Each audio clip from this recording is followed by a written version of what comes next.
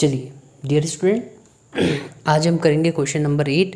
Question number 8 क्या है, important question है, राइट। क्या है, if the sum of the LCM and the HCF of two number is 1260। तो ये है आपका, मान लीजिए कि एलसीएम को एल से दिखाते हैं और एचसीएफ को एच से दिखाते हैं, तो दोनों का सम कितना है 1260। तो मैं मान लेता हूँ कि ये क्वेश्चन नंबर फर्स्ट है। अगला बोल रहा है their LCM is 900 more than their HCF, यानी कि जब भी कभी वर्ड आपका मोर देन या लेस देन यूज करता है किन्हीं भी दो टर्मों के बीच में, जैसे राम इज़, जैसे आप और मैं हैं, आप मेरे से 50 रुपये ज़्यादा हो, मोर हो, तो मतलब आपसे मैं 50 रुपये कम हूँ, तो आपसे मैं लेस हो गया, और अपने से अगर मैं कंपेयर करूँ आपको तो मोर हो गया, ठीक है। तो ये लेस मोर मतलब हम दोनों के बीच का क्या है, डिफरेंस है। सो हमेशा याद रखिएगा डिफरेंस है दो नंबरों के बीच का, कौन कौन है वो, एलसीएम और एचसीएफ। मगर प्रॉब्लम है कि एलसीएम, क्योंकि डिफरेंस जो है वो हमेशा पॉजिटिव नंबर है, इसका मतलब एल जो बड़ा होगा और एच क्या होगा, छोटा होगा। इसका मतलब होता भी ऐसे ही है, अमूमन नेचुरली एलसीएम बड़ा होता है और एचसीएफ छोटा होता है। दोनों के बीच का डिफरेंस कितना है, 900। अब एडिंग द इक्वेशंस, एडिंग करने पर आपको पता है इक्वेशन का सॉल्यूशन में क्या आता है, जब कभी भी एक अल्फ़ाबेट अगर सेम हो, उनके आगे का नंबर भी क्या है, जिसके आगे कुछ नहीं होता उसके आगे क्या होता है, 1 होता है, नंबर सेम हो, और एक प्लस और एक माइनस हो, इसका मतलब इसे मैं काट सकता हूँ तब जब मैं दोनों इक्वेशन फर्स्ट को और सेकंड को आपस में जोड़ दूँ। जोड़ने पर 2l इधर मिल जाएगा, एक प्लस का एक माइनस का एक कैंसिल आउट हो जाएगा, और आ जाएगा मेरे पास 2160, दोनों को ऐड करने पर। तो l की जो वैल्यू आएगी वो आएगी 2160 divided by 2 is equal to 1080। ये आपका एलसीएम हो गया, ठीक है।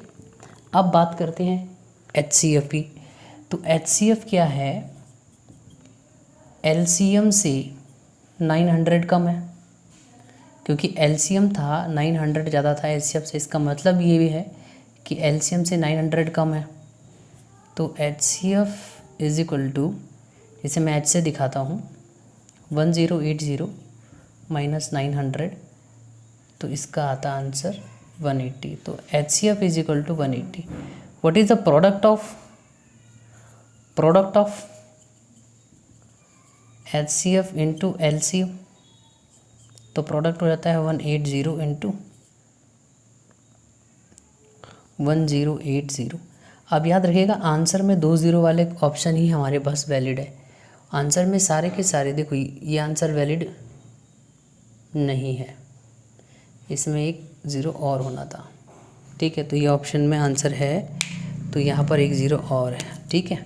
तो ये ध्यान रखिएगा, यहाँ पर 0 है, सभी में डबल 0 है, तो इसका मतलब मुझे पूरा मल्टीप्लाई करना पड़ेगा। तो 0 को 0, देखो 180 और 1080 को डबल 0 को छोड़ दीजिएगा। अब आप क्या करिएगा, 108 मल्टीप्लाई बाय कितना करना है, 18 करना है।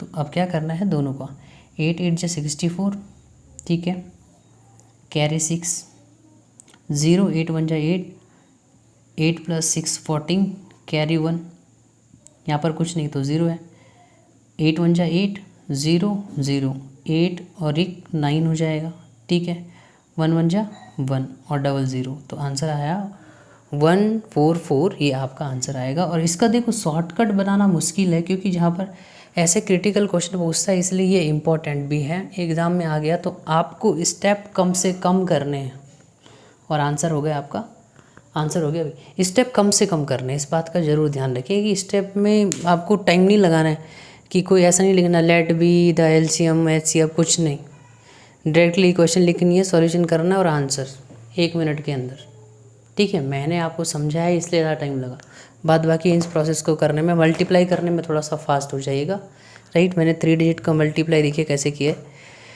ठीक है। इस तरीके से अगर नहीं आता है तो मैं आपको सिखाऊंगा, और कमेंट में, अगर कमेंट सेक्शन में ज़रूर लिख करके भेजिए कि अगर कुछ प्रॉब्लम है, कुछ इशू है जिससे मुझे आप सजेशन देना चाहें तो आप दे सकते हैं, ठीक है। Thank you.